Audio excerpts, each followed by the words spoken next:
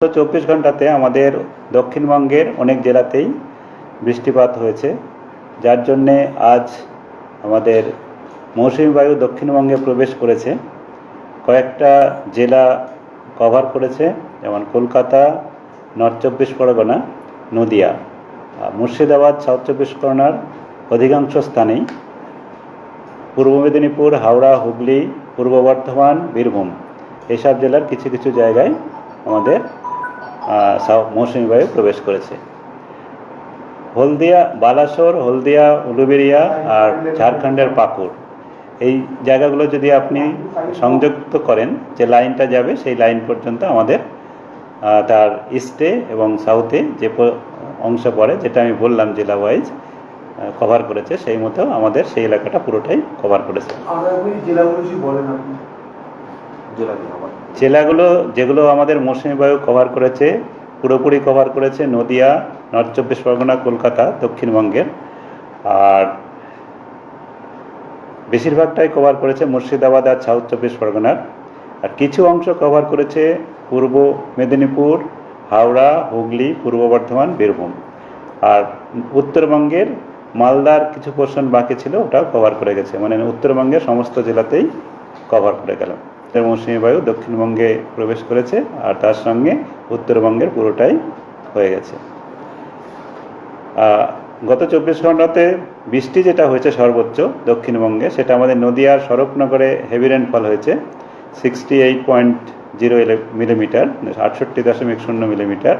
এক জায়গাতেই হেভি হয়েছে, আর বাকি সাধারণত আমার হালকা থেকে মাঝারি বৃষ্টিপাতই হয়েছে। ক্যানিংয়ে, স্বরূপনগরের গঞ্জের পরে ক্যানিংয়ে হয়েছে বৃষ্টিপাত সর্বোচ্চ 44.6 মিলিমিটার। কলকাতাতেও বৃষ্টিপাত আমাদের হয়েছে 5.4 মিলিমিটার, 5.4 মিলিমিটার। আর উত্তরবঙ্গে বৃষ্টিপাতের পরিমাণ, সর্বত্রই বৃষ্টিপাত হালকা থেকে মাঝারি ছিল, কিন্তু তীব্রতাটা, বৃষ্টিপাতের ইন্টেন্সিটিটা কমেছে। ভারী বর্ষা হয়েছে কেবল সেবকে 95.8 মিলিমিটার, আর বাকি জায়গাতে হালকা থেকে মাঝারি বৃষ্টিপাতই হয়েছে। এখন আমাদের আগামী 24 ঘন্টায় যে ওয়েদার থাকবে তার পূর্বানুমান। আগামী 24 ঘন্টায় উত্তরবঙ্গে সর্বত্রই হালকা থেকে মাঝারি বৃষ্টিপাত হওয়ার সম্ভাবনা থাকছে, কিন্তু আমাদের বৃষ্টিপাতের পরিমাণ উত্তরবঙ্গে আগামী 23 তারিখ পর্যন্ত, আজ থেকে 23 তারিখ পর্যন্ত তীব্রতা মানে ইন্টেন্সিটিটা কমবে। আর দক্ষিণবঙ্গে হালকা থেকে মাঝারি বৃষ্টিপাত আগামী দুদিন,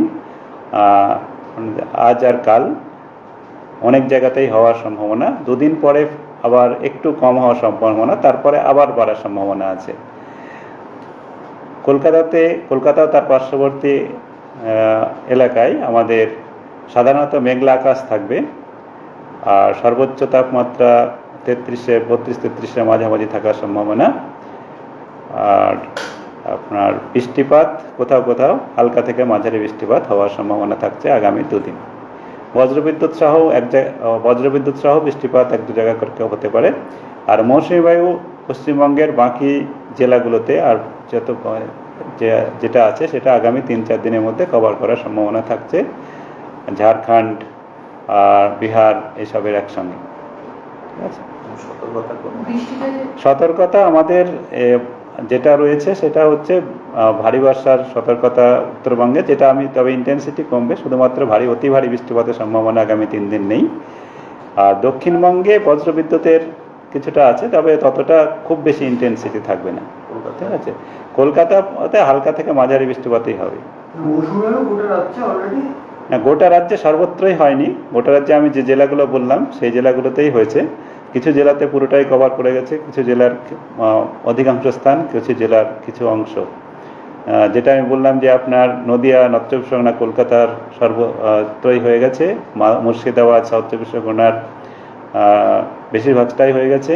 ইস্ট মেদিনীপুর, হাওড়া, হুগলি, ইস্ট বর্ধমান, বীরভূম এইগুলো জেলাগুলোর কিছু অংশে হয়েছে।